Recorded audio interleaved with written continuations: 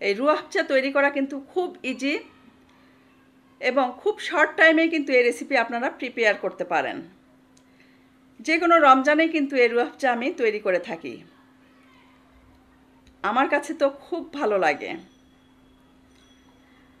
রুহ আফজার সাথে 2টা শরবতও আমি রেখেছি, যেগুলোও ভালো লাগবে খেতে।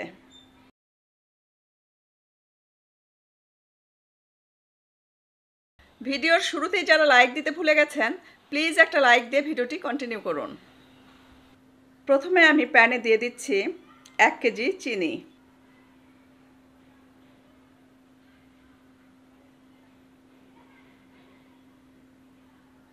দিয়ে দিচ্ছি 1.5 কাপ পানি।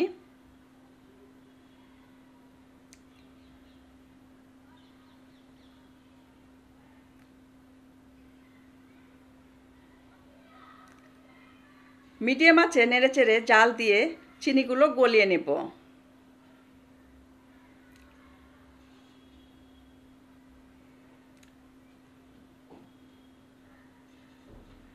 দেখতেই পাচ্ছেন চিনি কিন্তু গলে গেছে।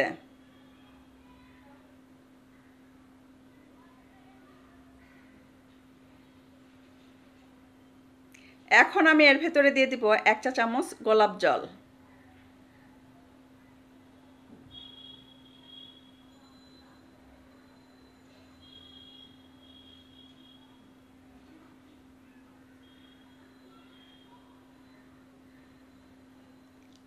কয়েক ফোঁটা দিব কেওড়া জল।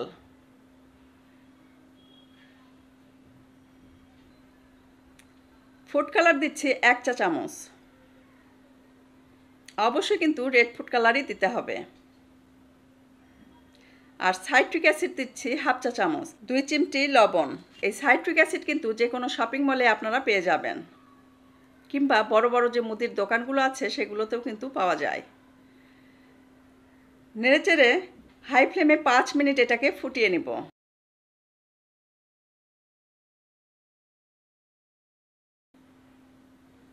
5 মিনিট কিন্তু আমি টকবগে ফুটিয়ে নিয়েছি।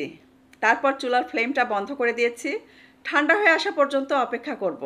ঠান্ডা হয়ে গেলে কিন্তু এটা আরও ঘন হয়ে আসবে।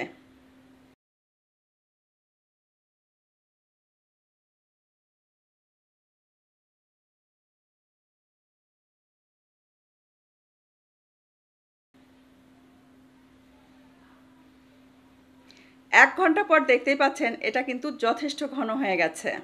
ঠিক একজ্যাক্ট রুহ আফজা যেটা আমরা দোকানে কিনতে পাই, এবং এর টেস্ট এবং ফ্লেভার পুরোটাই কিন্তু একজ্যাক্ট। আমার কাছে তো খুব ভালো লাগে এবং প্রত্যেকটা রমজানেই দেখা যায় আমি এভাবে রুহ আফজা ঘরেই তৈরি করে থাকি।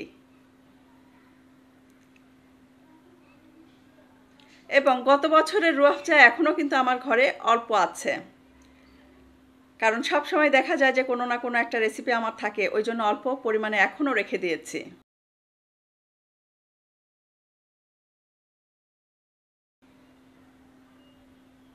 ঠান্ডা হবার পর একটা জারে কিন্তু আমি ভরে নিচ্ছি।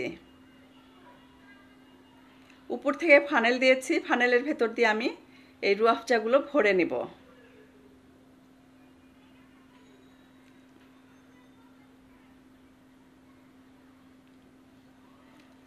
এই রুহ আফজা কিন্তু ঘরে আপনারা 1 বছর পর্যন্ত রেখে দিতে পারেন, কিছুই হবে না।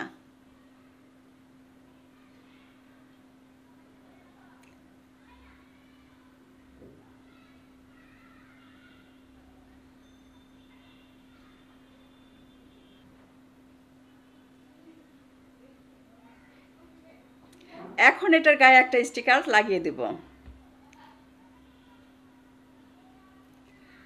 এই রুহ আফজা দিয়ে 2 প্রকারের শরবত আমি এখন তৈরি করে দেখাবো। প্রথমে গ্লাসে পানি নিয়েছি। একটা বাটিতে কিন্তু তকমা দানা ভিজিয়ে রেখেছিলাম। পরিমাণ মতো তকমা দানা এই গ্লাসের ভেতরে দিয়ে দিচ্ছি।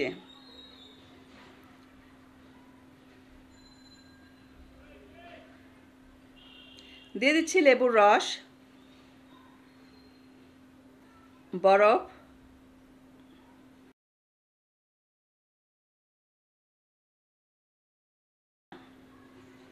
আর দিয়ে দিচ্ছি এই হেলদি এবং টেস্টি রুহ আফজা। টেস্ট অনুযায়ী এটাকে আপনারা অ্যাড করে দিবেন।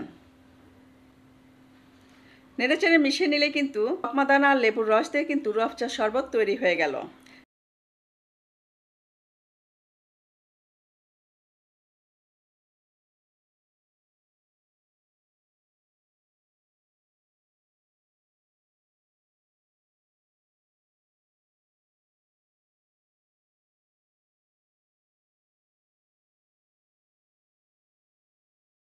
এখন আমি দেখিয়ে দিচ্ছি দুধের শরবত। দুধের শরবত তৈরি করার জন্য এখানে গ্লাসে দুধ নিয়েছি, পরিমাণ মতো তকমাদানা আর বরফ দিয়ে দিলাম,